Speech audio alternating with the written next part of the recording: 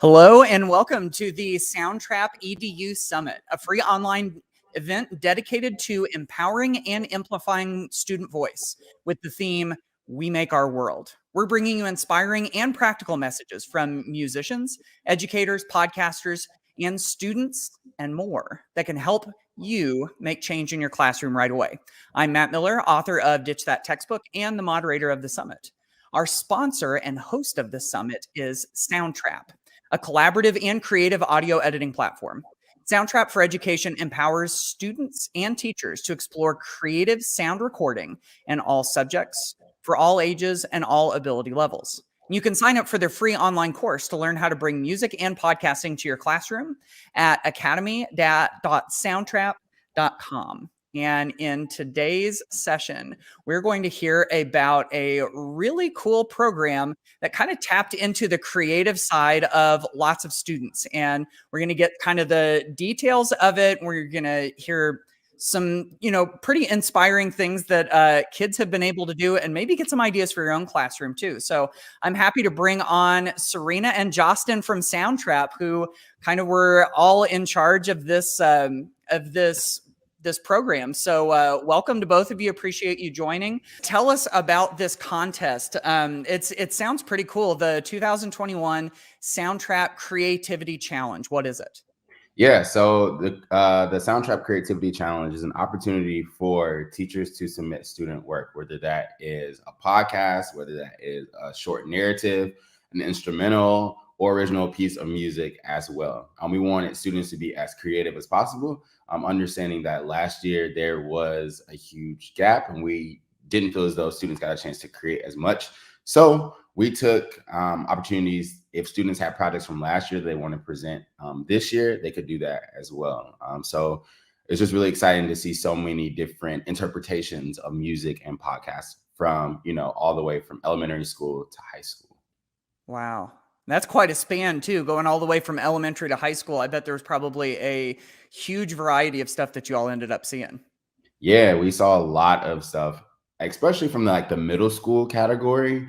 And then we saw a few from high school, but still some really, really good ones in elementary school as well. Yeah. Oh, that's so cool. So Serena, tell us a little bit about the motivation for the contest, like the purpose of it. What kind of stuff did you all hope that would happen when you sort of conceived of this idea? Yeah, so our motivation essentially was to get students to create, especially in those summer months where they're not doing a lot of anything. And thinking about, especially these last few years, students have had to be at home more often. So to give them that space to create and to really continue making things, whether it's podcasts or music or stories, I think that was kind of our motivation and the purpose. And we really saw some really creative, cool things. Okay, so you release the contest, set the contest up, you release it, it's like, okay, go. And then all the, students start creating things and the submissions start pouring in. And I would imagine if I was running something like this, that's when things probably get exciting, because you start to actually hear kids' voices and you actually start to hear the music and you're like, oh my goodness, they made this as part of this contest. It's so exciting, So Justin, tell us a little bit about some of the things that you all started to hear, like the different kinds of stuff that you heard. If there's any like individual ones that kind of stick out to you, like kind of give us a picture of the body of submissions. Yeah. So originally we were getting a lot of just like instrumentals, and as of recently, Serena and I were just like going through the submissions and we're just like, wow, students actually have podcasts as well. But there are two that kind of like stick out in my head. One being, it's a title called Pandemic Vibes, and it's by Connor Littlejohn. And it made me feel as though I was like, in a studio with, it reminded me of like the YouTube, like lo-fi beats, something that personally me, if I'm doing work now, I could just press play and I could like, knock some work out. And then there was another one from a student. It was called Gaming in Space. And I'm a huge Stranger Things fan. And it made me feel as though like I was back in time, like being a part of that set.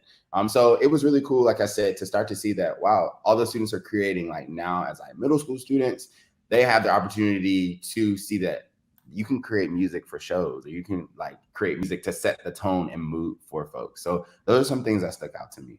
My mind is just like spinning right now on different kinds of challenges. Like I'm thinking about this creativity challenge, but like, you know, as an educator, I'm starting to think like, what other kind of challenges? I mean, that it sort of brought the best creative thinking out of students to challenge them with something and see if they're up to the challenge and everything. And I'm thinking, you know, this is great for, you know, music and podcasting and spoken word and like that kind of stuff like you all have done, but it's also it's like encouraging me to think bigger too. Like where else could you go with all of this? So just, you know, interesting. Serena, pandemic vibes, gaming in space. Did you remember either of those? Yeah, gaming in space was my favorite, specifically because the beginning and the end of the piece had like pod bay doors opening and like closing, and like opening in the beginning, closing at the end. And I was just like, man, that is creative. That's what we were looking for, like just creativity. And so that one was really one of my favorites, along with pandemic vibes, which speaks to the heart of this challenge, right? We wanted to give students a chance to create in difficult times. And so they kind of shared what they were feeling. I imagine a lot of students were gaming in a weird space. So yeah, so I definitely think like this challenge has given students a lot of space to create and be silly even, which I love. Yeah. It was definitely cool to see some projects that like came out of nowhere, you know? Yeah, absolutely. Let me follow up with you a little bit about those submissions. Like, can you give us kind of like the 30,000 foot view of, because I mean, having gone through so many of those submissions, you saw probably, you know, the vast majority, like Jocelyn was saying, there were lots of instrumentals and stuff. Like what other kinds of stuff? I think this would be really interesting if we, you know, for all of the teachers that are using Soundtrap with students, it's fascinating to see what kind of stuff students choose to pick to play on their own. They choose to create on their own. So like what other kind of stuff were you seeing in the submissions? One that I really loved that was very unique was it was a high school project. It was a podcast, and it was in Spanish. Antes yo era, pero ahora soy, which was like what I was before, now I am, right? Yes. And so the student essentially said, you know, this is what I was like before. Here's what I am like now. And that is just that growth, that idea that like, I am a new person. I'm changed. That was just so creative. And that could be a project any student can do. Before, I was this. Now I'm this. So that one was a really cool one. One podcast was just a day in my life. And then they interviewed their friends and was like, how was that football game? It was really cool. So it was just really cool to see, again, maybe not music, but podcasting and storytelling, which is some incredible projects. Yeah, definitely.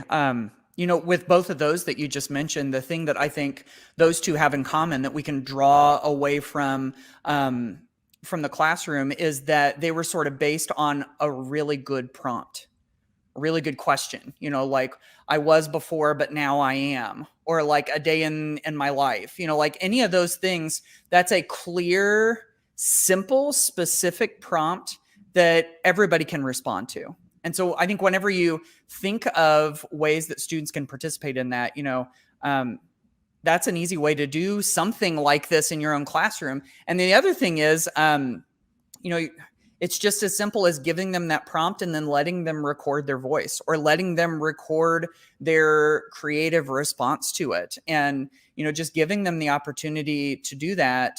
You know, you've got some kids that are, you know, real big on writing and, you know, words on a page and stuff like that. That's kind of the way that I am, but that's not everybody. You know, you've got your talker kid who's like real social and will like talk to anybody, right? Yeah. Okay. That's both of you. Yeah. Yeah. You all might've drawn me out of my shell a little bit in high school, I think, if we had hung out a little bit, but, you know, those are the kind of ones where like, if you give them the opportunity to just, you know, hit record on their device and talk through it, or just kind of like play, you know, drop some beats on it. Like, you know, that's the kind of stuff that really connects with folks. Let's turn the corner a little bit, because if we're going to do, you know, a contest or a challenge or something like that, then eventually you had to narrow it down. Right. And, that was probably really easy, I'm sure, to pick a winner. Not so much, right? Right. We were looking over the submissions last week and we kind of like split it up, kind of picked our like top 5, and then we sent it off to like our team for them to kind of like narrow down as well. And even I think on Monday, you and I, we were like meeting, and it was just like, wait, this is really hard, because there were some that I didn't listen to that she selected, and so I had to go back like in real time and like listen to those, and I'm like, wait, these are really, really hard. And so we were going back and forth. It's like, do we do honorable mention? Do we do, you know, 1st through 5th place? Like, how do we really narrow it down? Because there were so many really good like submissions that were there. Yeah. Yeah. And so what did you end up doing? What was the format of how you did the winners? We broke it down by like grade level. So we had like a 3rd through 5th winner, and then like a 6th through 8th, but it was like 6th through 8th music, 6th through 8th podcast. And the same was for high school as well. So 9 through 12 music, 9 through 12 podcast. And there was one that we definitely did honorable mention as well, just because we both could not like just say we're not going to select it at all. It was a really, really cute project that a student did. My question always seems to be, how can I use this in my classroom? You know, I think that's what teachers just generally do. That's what we think of a lot of times, is how can I use this in my classroom? And so, you know, thinking through the process of this challenge, start to finish, the kinds of things that you saw students create and all of that. Serena, maybe I can kick this one to you. Like, what would be your answer to that? If there were some teachers that were just kind of like looking for a little bit of creative inspiration, like, what could I do in my classroom that taps into some of the exciting energy that came out of this? Yeah, I think there's so many different ways to go about it. You can kind of give students the constraints. So here is the song Gaming in Space. Now, how about you create something you love in a different place? Or, you know, kind of like these different kinds of challenges. What's your day in the life? What is create a song based on this song. What is your day in the life? What were you before and now? That's a good way to start. Or just giving students an opportunity to consume, just to listen and get inspiration from others. Something that I always found helpful is having my students listen to each other's music and also music outside of their communities. I think that's really important. You know, this is what students are creating across the world from you, or in the next neighborhood or district. I think that's pretty helpful for students. And yeah, those are some of, just off the top of my head, what teachers can use with these. Yeah. That's kind of like one of my favorite things to do with stuff like this, is to just kind of like sit and brainstorm and go, okay, we've got something that really worked in one way. Like, can we extrapolate it out and get as much out of it as we can, and, you know, get some things that are really exciting for students. As we wrap up, if anybody's watching this and they're interested in hearing some of these student submissions and everything, is there a place where they can go find those, Serena? Yeah, so we are going to be doing a post on our blog, edu.soundtrap.com, in the journal. So they can listen to them, they can get inspired, and we're definitely hoping to share that widely with everyone and get everyone to start listening and celebrating our students.